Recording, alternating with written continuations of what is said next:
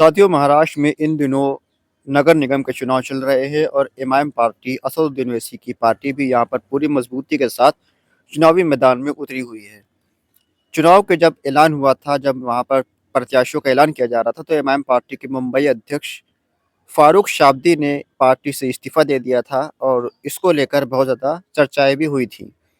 कल असदुद्दीन ओवैसी साहब ने सोलापुर में एक जनसभा करी और उसमें साफ-साफ कह दिया कि फारूक शाब्दी का इस्तीफ़ा हमने मंज़ूर नहीं किया है। वो आज भी हमारे साथ हैं और वो जब चाहे हमारे साथ आ सकते हैं और अगर वो हमारे साथ नहीं आते हैं तो चुनाव के बाद हम उनके वालिद से भी बात करेंगे। तो क्या कुछ कहा बैरिस्टर ओवैसी साहब ने, आइए सुनते हैं उनका ये बयान। मैं अभी तक उनका इस्तीफा नहीं कबूल किया हूं। ठहरिए एक मिनट, ठहरिए ठहरिए, इस तरह के नारे लगाना ठीक नहीं है। ना कबूल किया ना करूंगा जब तक कि उनके बड़े, उनके वालिद से मुलाकात मेरी नहीं हो जाती। उनके वालिद बोलेंगे कबूल कर लूंगा, मगर आपसे अपील कर रहा हूं, मेरे एक सवाल का जवाब दे दो। अगर मैं कल सुबह तक मर गया तो मजलिस कोर्ट नहीं दोगे क्या? बोलो आप। अगर मैं कल मर गया तो तुम क्या मजलिस को छोड़ दोगे? तुमको असदुद्दीन ओवैसी से बड़ा लीडर बनना, ये मेरी ख्वाहिश है। उन्होंने मेरे से बात नहीं की, उनका काम था मेरे से बात करना। 2 दिन पहले वो मुंबई में थे, मेरे से बात किए। मैं बोला भाई तुम मुंबई की जिम्मेदारी तुम्हारी। तो ओवैसी साहब ने साफ-साफ कह दिया है कि फारूक शाब्दी का इस्तीफ़ा मंज़ूर नहीं किया गया है और फारूक शाब्दी को हम आज भी वापस आने की दावत देते हैं और उनको हम तब तक नहीं छोड़ेंगे जब तक हम उनके बड़ों से बातचीत नहीं कर लेते हैं।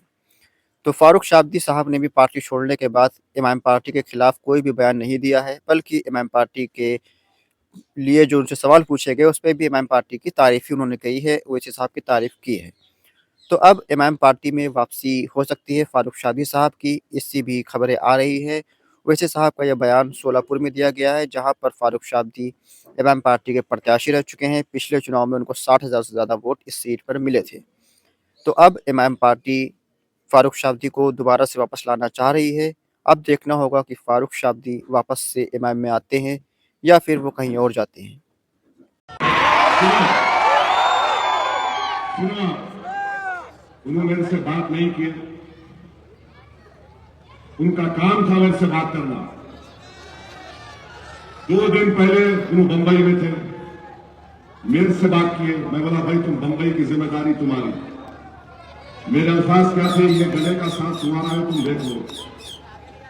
आज भी कह रहा हूं, फारूक शाब्दी अगर अभी भी चल के आएंगे, मैं उनका इस्तीफा कबूल नहीं किया हूं। आप लोग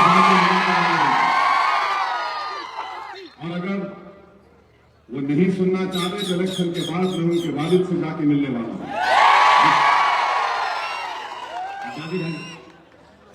शौकत पठान साहब से गुजारिश करना क्या की बात है।